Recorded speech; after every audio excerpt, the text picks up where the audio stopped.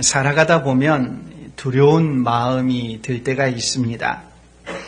두려움은 어떤 특정한 사람만 느끼는 것이 아니라 모든 사람이 다 갖는 공통된 감정입니다. 우리가 두려워할 상황들은 다양하죠.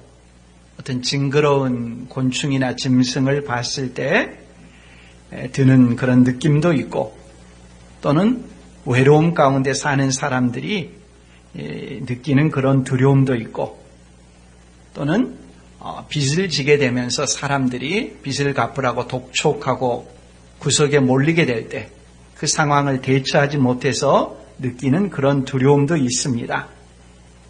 저도 어려서 가졌던 두려움이 하나 있었는데, 그건 사람들이 많이 모인 곳에서 노래하라고 시킬 때 내 차례가 올까봐, 노래는 못하는데 사람들 앞에서 노래하라고 하는 것이 참 두려움 가운데 하나였습니다.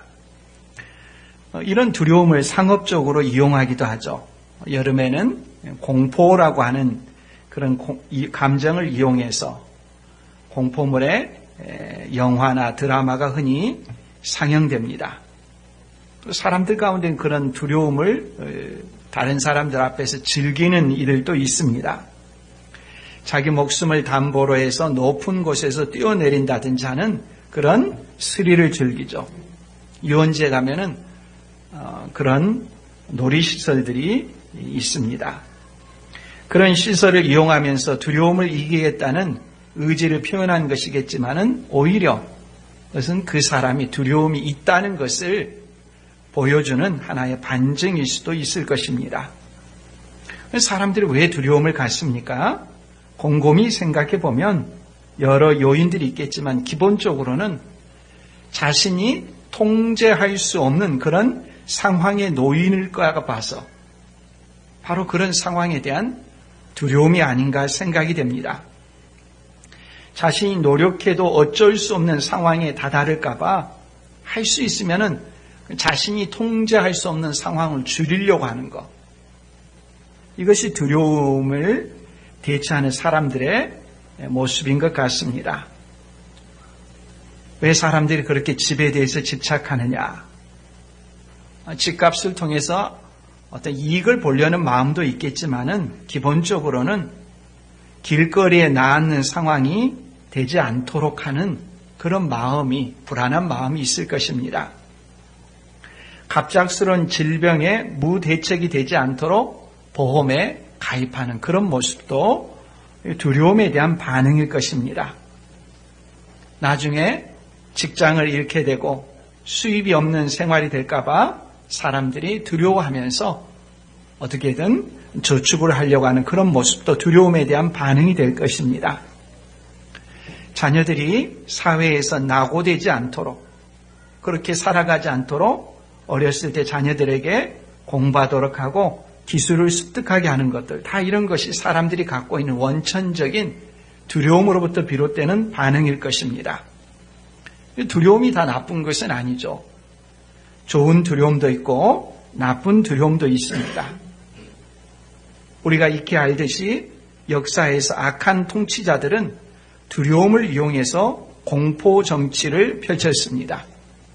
지난 세기에 소련의 스탈린은 공포 정치로 유명했죠. 소련이라는 나라 자체가 수용소 군도라고 불릴 만큼 공포스러운 통치를 자행했습니다. 근데 두려움에 있어서 정말 중요한 것이 뭐냐? 그것은 두려워해야 하지 않을 것을 두려워하는 것. 또 두려워해야 하는데 전혀 두려워하지 않는 것. 이것이 두려움에 있어서 정말 중요한 문제입니다. 예수님은 오늘 본문에서 선교를 배경으로 두려움에 대해서 말씀하십니다. 두려움을 없애라. 두려움 자체와 싸워라. 그렇게 말씀하시지 않습니다. 두려워하지 말아야 될 것은 두려워하지 말고 두려워해야 하는 것은 두려워해야 된다라고 말씀합니다. 오늘 말씀을 통해서 우리가 첫째, 왜 우리가 두려워하는 일이 하나님의 자녀인 그리스도인들에게 발생하는가? 두 번째, 두려워하지 않아도 되는 것은 두려워하지 말라는 것. 세 가지를 말씀하죠. 세 번째는 두려워해야 하는 것을 두려워해야 한다는 것.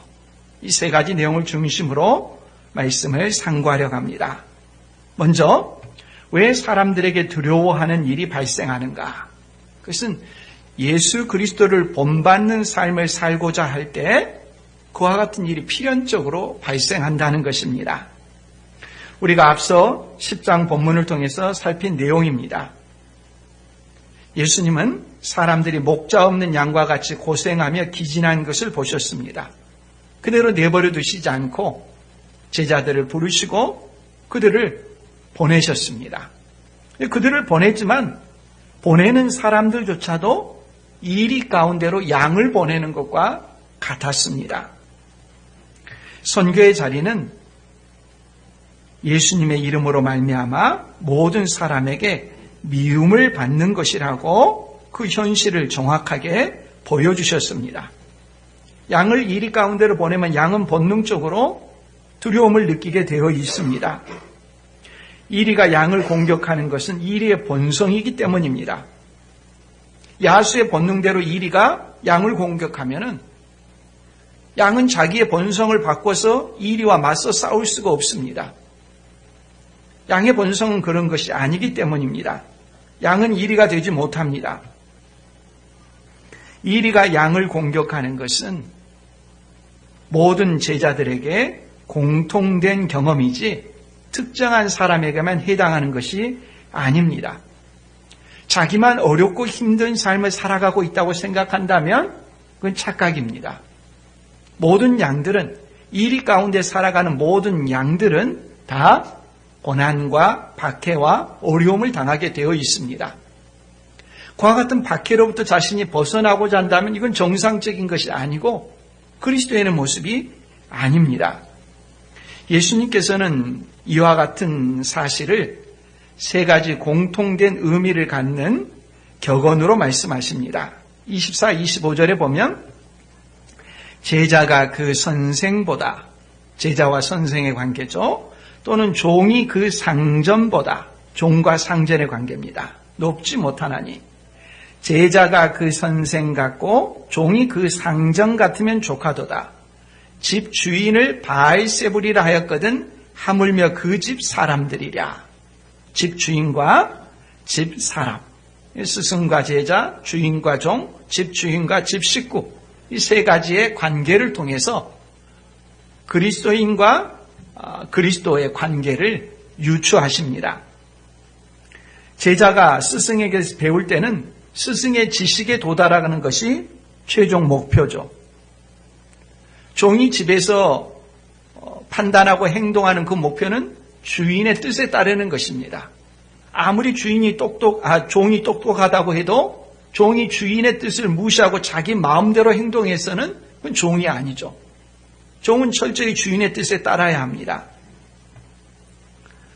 집을 대표하는 가장을 사람들이 욕하고 조롱했다면 그 집의 식구들을 하대하는 것은 당연한 것이라고 말씀합니다. 이 세 가지 관계가 당연한 것이라는 것을 삼중으로 강조하고 있죠. 예수님을 사람들이 바알세불이라고 욕했습니다. 바알세불이라는 말은 귀신의 왕입니다. 쉽게 말하면. 예수님께서 사람들이 귀신 들려 고통당하고 있을 때 그 사람에게서 귀신을 쫓아냈습니다. 놀라운 자비와 사랑이죠. 예수님께서 그렇게 하시는 사랑과 자비에 대해서 사람들은 폄하하고 욕했습니다. 귀신의 왕이 귀신을 쫓아내는 것에 불과하다. 말도 안 되는 비난이고 폄하였죠. 예수님을 이처럼 악하게 대적한 세상이라면 예수님이 보내신 제자들에게도 악하게 대하는 것은 당연하다는 것입니다. 예수님을 닮는 것이 성도들의 삶의 목표이고 방향이기 때문에 예수님을 박해했다면 예수님을 따르는 사람들에게 오는 박해는 필연적이라는 것이죠. 사도들도 다 마찬가지였죠. 이방인의 사도 바울은 대표적인 예가 됩니다. 사도 바울 자신의 자서전적인 기록인 고린도후서 11장 23절 이하에 보면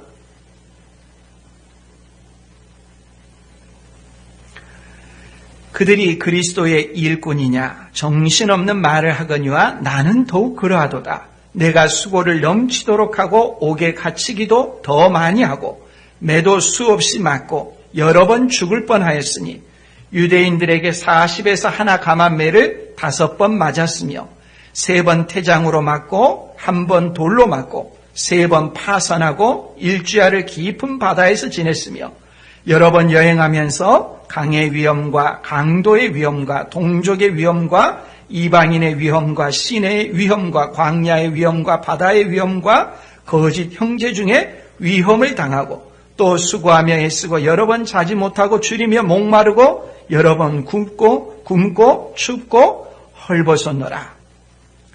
사도 바울이 선교의 자리에서 시련과 고난과 박해를 받았습니다. 예수님을 따르고자 했기 때문에 필연적인 결과였습니다. 우리가 사도 바울보다 더 큰 자입니까? 더 나은 자입니까? 사도 바울처럼 온전히 주님을 따르고 닮고자 했던 사람에게 이와 같은 모습이었다면 우리에게도 이와 같은 것은 필연적인 것입니다. 스승이 비방을 당하는데 제자가 인정받기를 기대한다면 이상한 생각입니다. 그리스도인의 삶의 목표는 누구든지 다 한결같습니다. 예수님을 닮는 것입니다. 우리가 예수 그리스도를 믿는다고 말하면 예수님과 연합되었다는 것입니다. 예수님과 생명의 연합의 관계입니다. 포도나무와 가지와 같습니다. 예수 그리스도가 포도나무고 우리는 예수님께 접붙여졌습니다. 예수님께 접붙여졌다는 이 생명의 관계는 우리를 통해서 나타나는 모습이 예수님의 열매여야 됩니다. 예수님을 닮는 모습이어야 되는 것이죠. 그러나 예수님을 닮는데 아무런 관심이 없이 자신의 삶의 행복과 안전만을 추구한다면 그것은 예수님께 접붙여진 생명의 관계라고 말하기 어렵겠죠.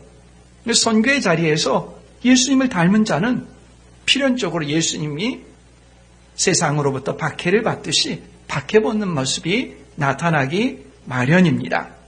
미운 짓을 해서 미움을 받는 것이 아닙니다. 예수님을 닮은 모습 자체를 세상이 미워하는 것이죠. 그 미움이 교묘한 방식이든 노골적인 방식이든 박해로 나타납니다.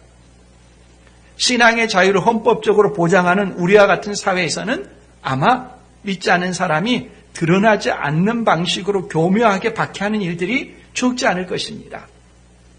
그러나 타 종교가 지배하는 사회에서는 노골적인 방식으로, 제도적인 방식으로, 법적인 방식으로 그리스도인들을 박해할 것입니다.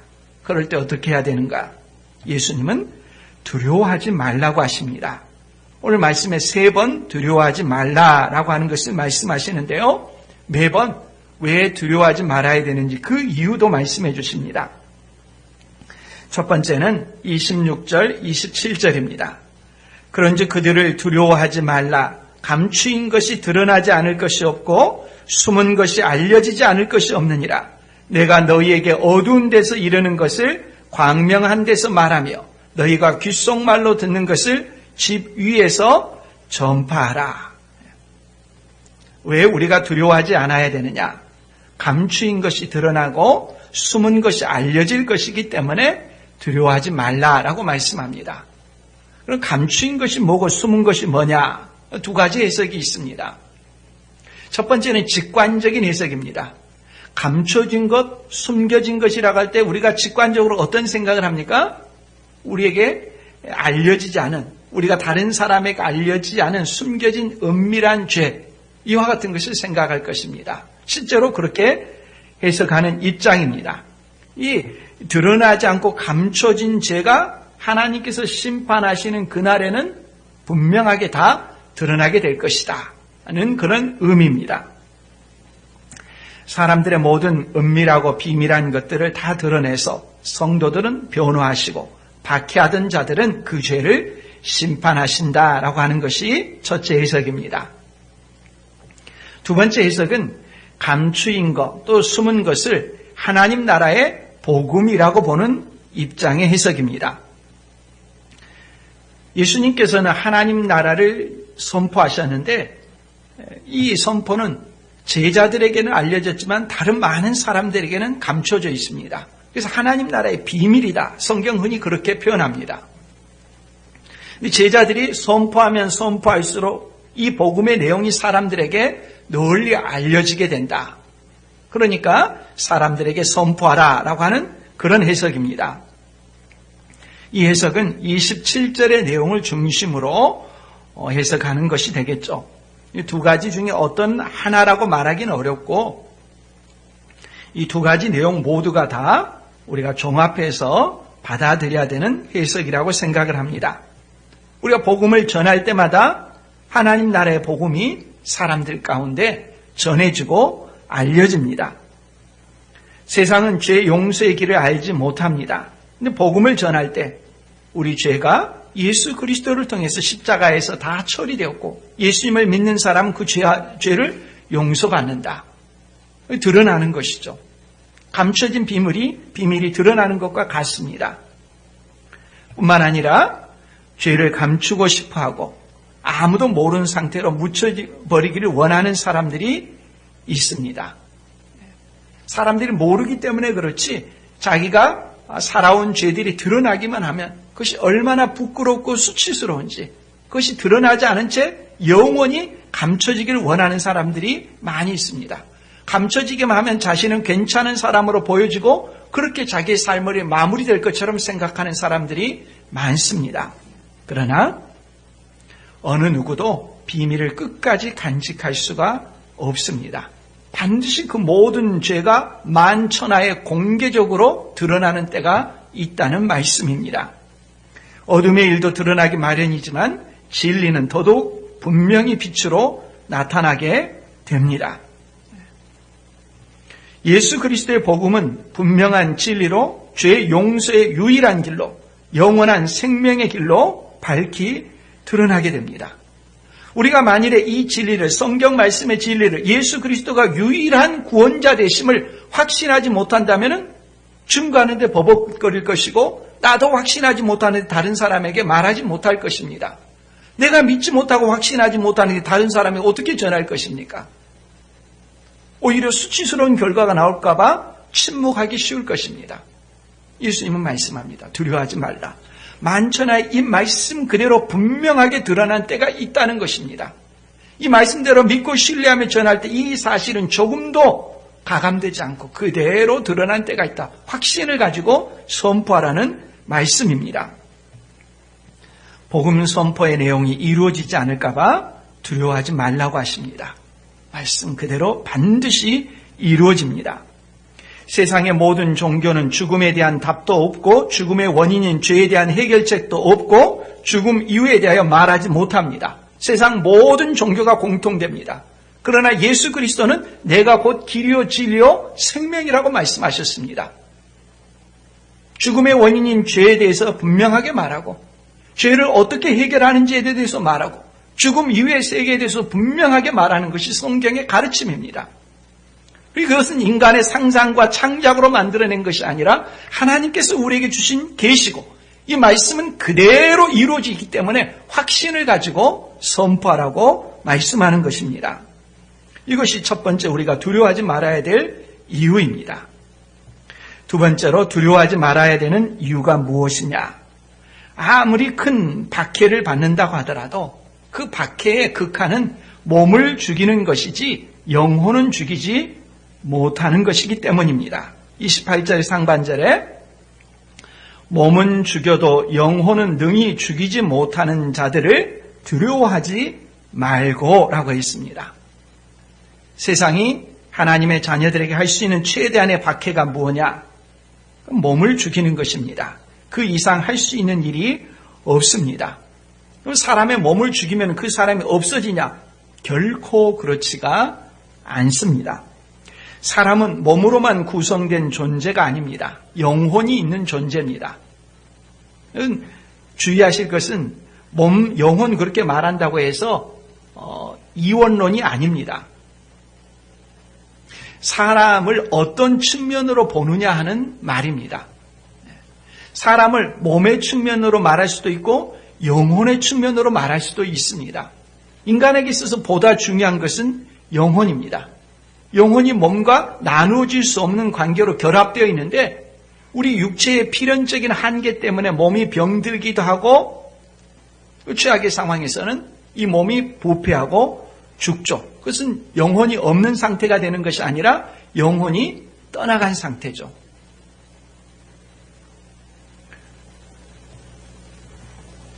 사도신경에서 우리가 고백하는 것처럼 우리는 몸의 부활을 믿습니다.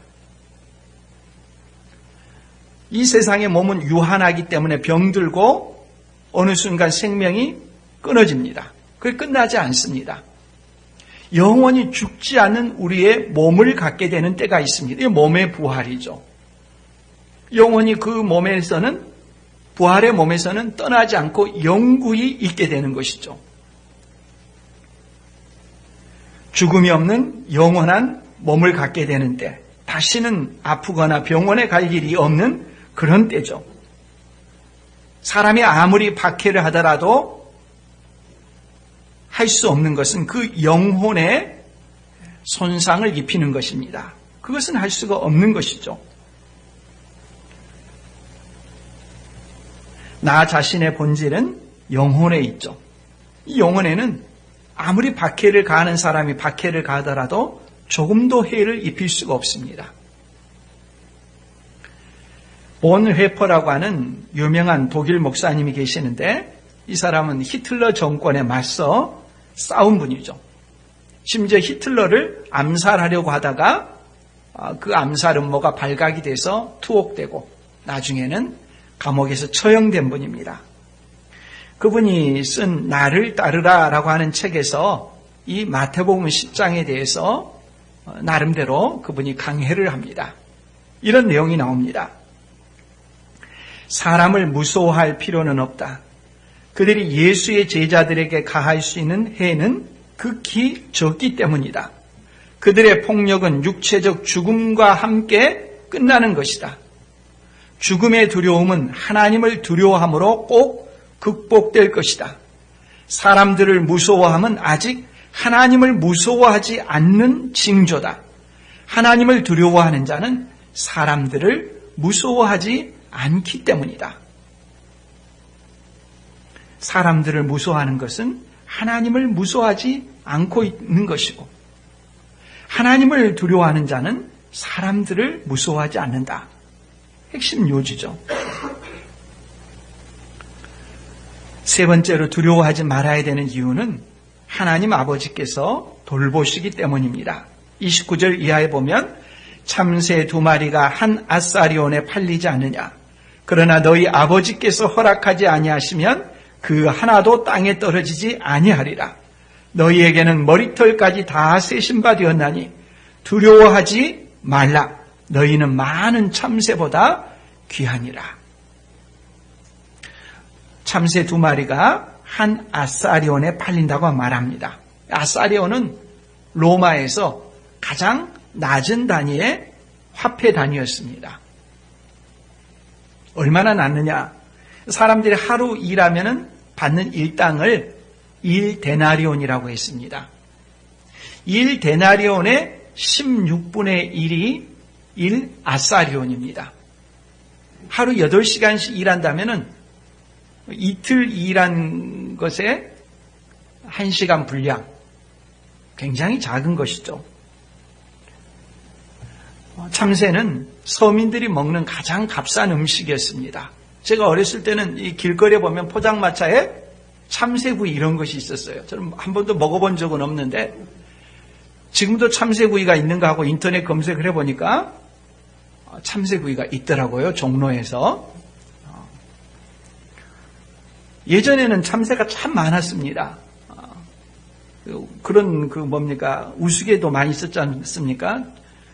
전봇줄에 참새가 몇 마리 앉아 있는데 많은 그런 우스갯소리도 한때 있고 했었는데, 예전에 시골에 가게 되면 참새가 한꺼번에 막 우르르 날아다니지 않습니까? 셀 수가 없죠. 너무 많아가지고. 그런 참새를 잡아서 사람들이 그냥 식용으로 단백질 보충을 그런 식으로 했었던 시절이 있었죠. 아무리 할 일이 없어도 참새 세는 사람은 없고 셀 수도 없을 만큼 많습니다. 그런 하찮은 짐승도 하나님께서 허락하지 않으면 땅에 떨어지지 않는다고 말씀합니다. 사람이 어떤 존재입니까? 사람 훨씬 더 존귀한 존재 아닙니까? 자기 몸의 일부인 머리카락의 숫자가 몇 개인지 아는 사람은 아무도 없습니다. 매일같이 자라고 빠지고 하는데 그 머리카락 숫자를 아는 사람이 어디에 있겠습니까? 하나님께서는 우리의 머리카락 숫자까지 다 아신다고 말씀합니다. 그러므로 두려워하지 말라는 것입니다. 참새 한 마리조차도 다 하나님께서 돌보시고 지키시는데 심지어 우리에게 있어서는 머리카락의 숫자까지도 다 하나님께 세신바 되었는데 우리의 안녕과 우리의 삶과 우리의 복지에 대해서 하나님께서 책임지시는 것 아니냐. 어떤 상황이 있었든지 두려워하지 말라. 사람들을 두려워해서 헛된 판단을 하고 두려움에 휩싸여서 불신앙의 행동을 하지 말라는 거죠. 전에 신방을 갔는데 한 성도가 한 말을 들었습니다. 그분은 딸이 한 명입니다. 외동딸이에요. 딸을 낳고 나서 이 딸을 학교에 보냈습니다. 학교에 보내고 나서는 딸 하나밖에 없는데 그 7, 8살 된 딸을 학교에 보내고 나서는 너무 염려가 되고 걱정이 되는 거예요. 늘 같이 지내고 같이 있다가 그 아이를 처음 그렇게 떼어보냈을 때 마음이 너무 불안해가지고 아파트에서 창문 베란다에 가서 계속 아이가 오는 길을 하고 학교만 쳐다보고 있었다. 하루 종일 그랬대요. 계속 그렇게 하다가 나중에 이래서는 안 되겠다. 이게 무슨 병적인 일인가. 떼어내는 게 그렇게 그 마음을 극복하는 게 힘들었다고 하는 말을 들었습니다. 계속 그렇게 아이가 오는 길을 내려다 본다고 해서 달라질 것이 무엇이겠습니까? 아무것도 달라지지 않습니다. 하나님의 돌보심을 믿고 하나님의 돌보심에 맡겨야 합니다. 참새를 돌보시는 하나님께서 하나님의 자녀를 돌보시는 것은 더더욱 분명한 사실입니다. 더욱이 우리를 돌보신 하나님은 아버지라고 말씀합니다. 부모의 심정으로 자녀를 돌보신다는 말씀입니다. 우리가 살아가는 모든 주변의 환경을 아시고 여건을 아시고 주변의 친구를 아시고 일어날 일들에 대해서 다 하나님께서 알고 계시고 통제하고 계십니다. 하나님의 주권 아래 있다는 것을 분명하게 믿어야 합니다. 요한일서 4장 18절 말씀에 사랑 안에 두려움이 없고 온전한 사랑이 두려움을 내쫓나니 라고 했습니다. 하나님의 사랑 안에 거한다면 두려움이 있어야 될 자리가 없습니다. 이 하나님의 사랑을 체험하지 못하고 경험하지 못하고 누리지 못하고 확신하지 못하기 때문에 두려움이 그 자리를 밀고 들어오는 것이죠. 두려움을 느낀다는 건 뭐냐? 두려움에는 형벌이 있습니다. 두려워하는 자는 사랑 안에서 온전히 이루지 못하였느니라 라고 말씀합니다. 하나님께서는 우리의 아버지로서 우리의 모든 삶을 주관하시고 주장하시기 때문에 하나님의 주권을 믿고 두려워하지 말라. 사람을 두려워하지 말라. 내가 이렇게 복음을 전하는 삶을 살게 되면 가족의 생계는 누가 책임지지? 염려하지 말라는 것입니다. 내가 신앙대로 살아가게 되면 내 직장의 문제는 어떻게 될까? 염려하지 말라는 것입니다. 하나님을 첫 자리에 모시고 바른 믿음의 삶을 살라는 것이죠. 두려워하지 말라는 말씀은 명령입니다. 두려워하지 말라고 명령하셨는데도 두려워하고 있다면 그건 하나님의 말씀에 불순종하는 것이죠. 세상을 더 무서운 세력으로 여기는 것이고 하나님께 대한 불순종이죠. 하나님의 주권과 다스림을 신뢰하지 못하고 내 스스로 안전을 얻고자 하는 것. 불신앙의 모습이죠. 사람을 두려워하지 말라고 하신 하나님께서는 이번에는 두려워하라라고 또한 명령합니다. 28절 후반절에 보면 오직 몸과 영혼을 능히 지옥에 멸하실 수 있는 일을 두려워하라. 사람은 두려워하지 말고 하나님을 두려워하라는 말씀입니다. 이거 바른 두려움이죠. 이 두려움을 구별해서 우리 믿음의 선배들은 한자어로 경외라고 했습니다. 존경하는 두려움입니다. 공경하는 두려움입니다. 하나님을 아버지로 부르지만 막대하지 않습니다. 박해하는 사람들은 몸만 죽일 뿐이지 영혼을 죽이지 못합니다. 그러나 하나님은 몸과 영혼을 능히 지옥에 멸하실 수 있는 그런 분이십니다. 그러므로 하나님을 두려워해야 되죠. 이 말씀은 중요한 검증의 잣대가 되기도 합니다. 몸과 영혼을 멸하실 수 있는 분은 오직 하나님뿐이시다. 사람을 두려워하지 말고 하나님을 두려워야 된다. 이 말씀을 듣고 위로가 됩니까? 이 말씀의 위로를 받습니까? 하나님의 자녀입니다. 반대로 하나님께서 몸과 영혼을 능히 지옥에 멸하실 수 있다는 이 말씀을 듣고도 아무런 감흥이 없고 뭐 그런 일이 있겠어. 냉소하십니까? 자신을 돌아보아야 됩니다. 영혼이 죽은 것과 같습니다. 세포가 살아있는 사람, 신경이 살아있는 사람은 뜨거운 불에 손을 댔게 되면 본능적으로 빼게 되어 있습니다. 뜨거움을 느낍니다. 하나님의 살아있는 준엄한 말씀에 대해서도 아무런 감각이 없다면 그건 영혼이 죽은 것이죠. 지옥은 영원한 형벌의 장소입니다. 사람은 지옥에 대해서 잘 알지 못하기 때문에 말할 수가 없습니다. 지옥에 대해서 가장 많이 말씀하신 분은 예수님이시죠. 지옥에 대해서 너무 잘 아시니까요. 왜 예수님께서 하나님으로서 사람이 되셔서 이 땅에 오시고 십자가에 달려 죽으셨습니까? 지옥이 있기 때문이죠. 만일에 지옥이 없으면 예수님께서 이 세상에 오실 이유가 뭐가 있겠습니까? 살다가 죽음으로 존재가 끝나면 끝나는 것이죠. 지옥이 있기 때문에 예수님께서 이 세상에 오셔서 우리에게 자신의 생명을 십자가에 달려 죽기까지 그 지옥의 존재에 대해서 우리의 영혼이 영원을 그곳에서 보내지 않도록 말씀하시는 것이죠. 지옥은 영원한 형벌의 장소이십니다.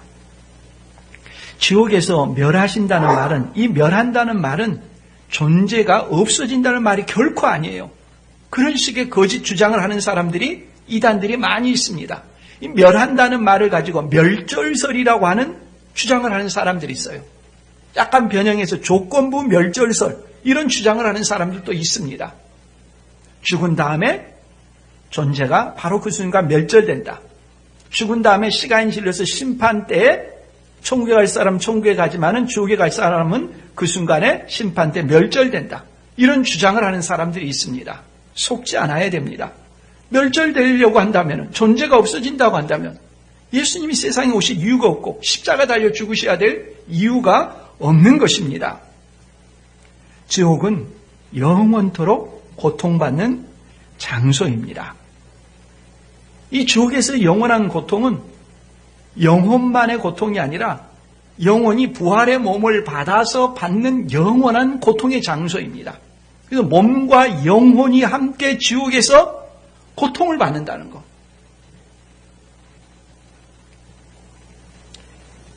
우리가 죽음 이후의 세계에 대해서 분명히 주님의 가르침을 새겨 들어야 합니다. 엄격히 말한다면 몸 자체로는 기쁨이나 고통, 보상이나 처벌은 큰 의미가 없습니다. 영혼이 떠난 몸에 부관 참시를 한다 한들 그 몸이 무슨 고통을 느끼겠습니까? 고통을 느끼는 주체는 누굽니까? 영혼이에요. 영혼. 이 영혼은 몸에 연합되어 있으면서 영혼 자신이 죄의 충동을 받아서 우리 몸을 지체로서 부리는 것입니다.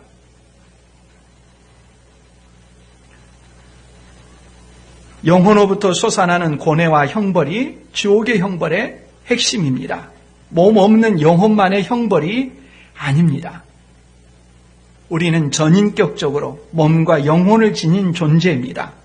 지옥은 전인으로서 몸과 영혼이 있는 존재가 형벌을 받는 구체적인 장소입니다. 몸과 함께 영혼이 비참해지는 곳이 지옥의 형벌입니다. 우리의 영혼은 몸을 도구로 해서 죄를 짓습니다. 영혼이 죄를 욕망하게 만들고 몸을 사용해서 죄를 짓는 것이죠.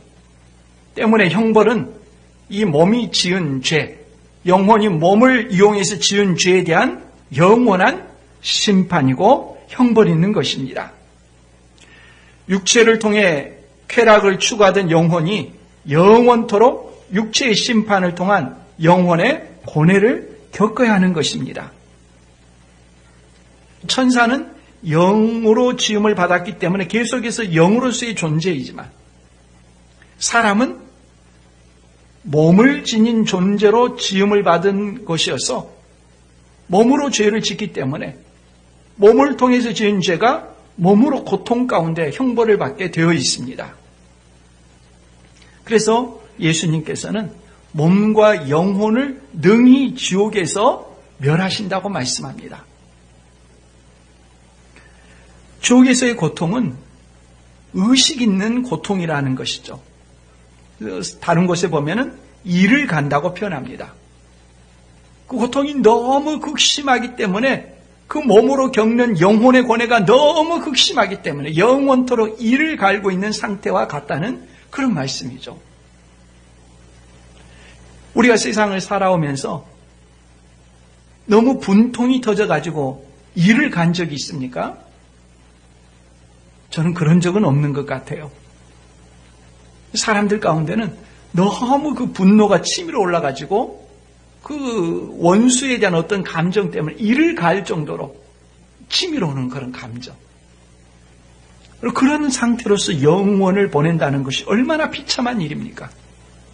그 지옥의 실상을 누가 가르쳐 줄 수 있습니까? 사람은 알 수가 없습니다. 예수님만이 아시는 것이기 때문에 우리에게 그걸 가지고 말씀하시는 것이죠. 그렇게 가서는 안 되기 때문에 하나님의 자녀들은 죽음 이후에 어떻게 됩니까?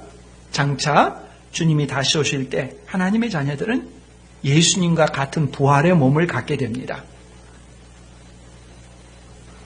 이 세상에서 우리가 갖고 있는 몸은 부패하고 병들고 죽기 때문에 영혼에 적합하지 않아서 흙으로 돌아가지만은 우리 자신의 동일한 동일성을 유지해주는 영혼은 주님이 다시 오실 때 상하지 않고 부패하지 않고 죽지 않고 병들지 않는 몸을 새롭게 갖게 되죠.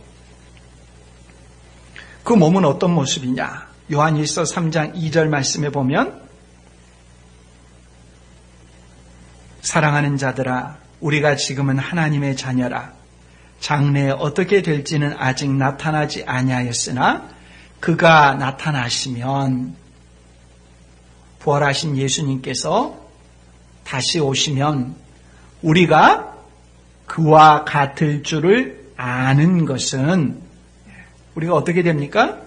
부활하신 예수님의 모습과 같아진다는 것입니다. 부활의 몸을 갖게 되는 것입니다. 예수님과 같아지는 것, 예수님을 닮는 것, 이것이 그리스도인의 부활의 모습입니다. 정반대로 예수 그리스도를 믿지 않고 자기 죄 가운데 살아가는 삶의 모습은 어떻게 될까요? 그리스도를 닮는 모습이 아니라 마귀를 닮는 모습이 되겠죠.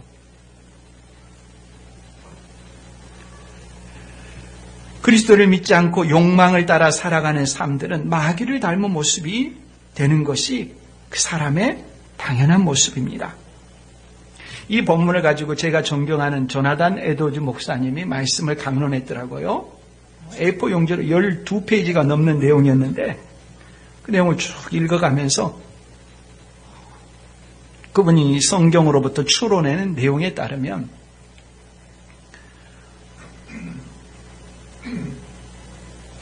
하나님을 떠나 살아가는 사람의 몸은 뒤틀리고 혐오스럽고 변형된 모습이 될 것이다. 이렇게 표현을 했습니다. 하나님을 떠나 살아가는 사람의 몸. 그리스도인들은 예수 그리스도의 형상을 닮은 모습이 될 것인데 그리스도를 믿지 않고 살아가는 사람들의 몸은 부활해서도 형벌을 받기 위해서 죽지 않는 몸을 믿지 않는 사람들도 갖게 될 텐데 그 몸은 뒤틀리고 부패하고 혐오스럽고 변형된 모습이 될 것이라고 그는 그렇게 해석했습니다. 욕망을 따라 육체를 부려먹던 그 삶이 마귀를 닮은 모습으로 그렇게 변형될 것이라고 설명한 것입니다.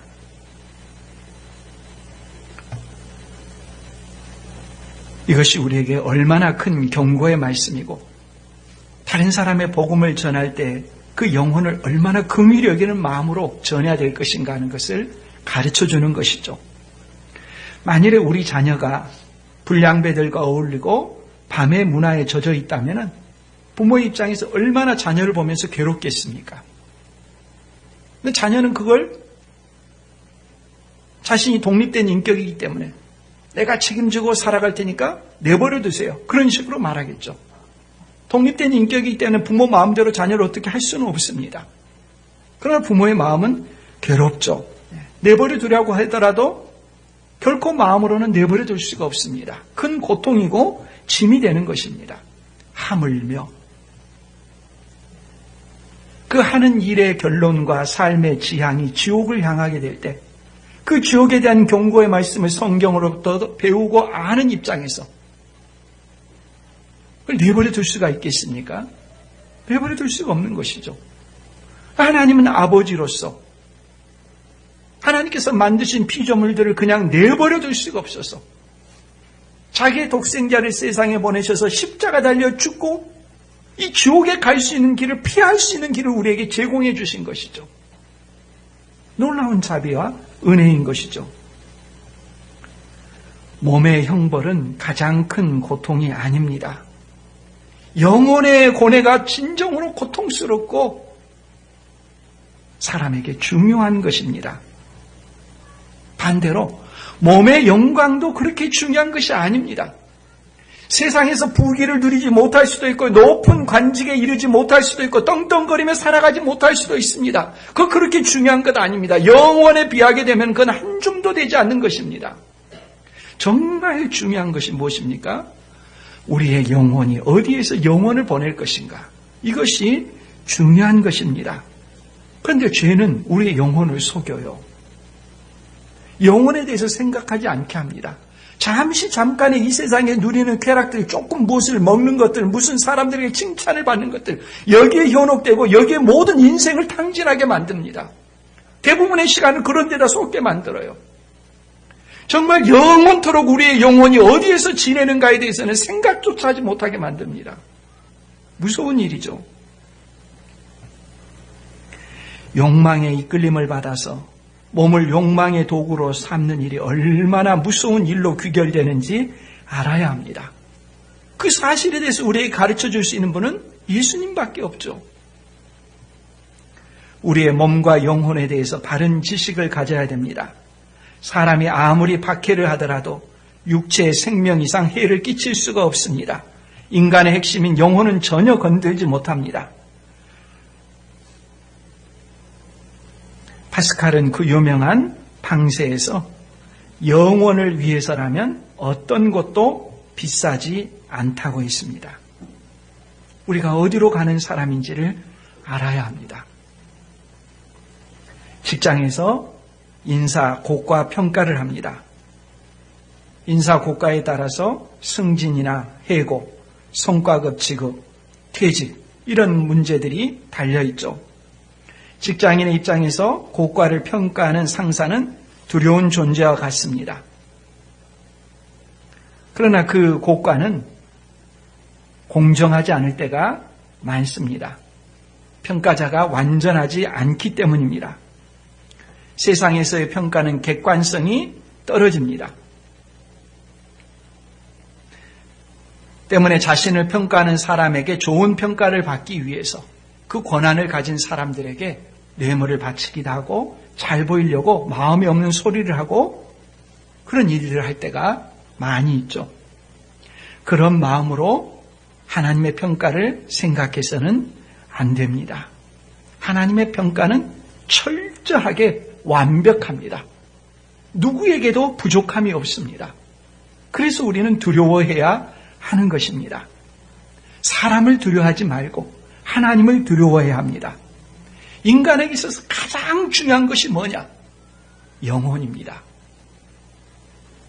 영혼에 대한 주권을 지닌 분은 오직 한 분 하나님이십니다. 선교에 있어서 가장 중요한 자세는 사람을 두려워하지 않고 하나님을 두려워하는 것입니다. 내가 누구입니까? 소유나 학력이나 지위에 달려있는 것이 아닙니다. 내가 누구냐? 내 영혼의 문제입니다. 하나님을 경외하는 사람이 되는 것입니다. 하나님을 경외하는 삶, 참으로 하나님을 두려워하는 삶, 하나님을 믿고 신뢰하며 나가는 삶, 영혼을 하나님과 더불어 영원한 나라에서, 천국에서 지내는 삶입니다. 이와 같은 은혜가 있는 우리 모두가 될 수 있기를 바랍니다.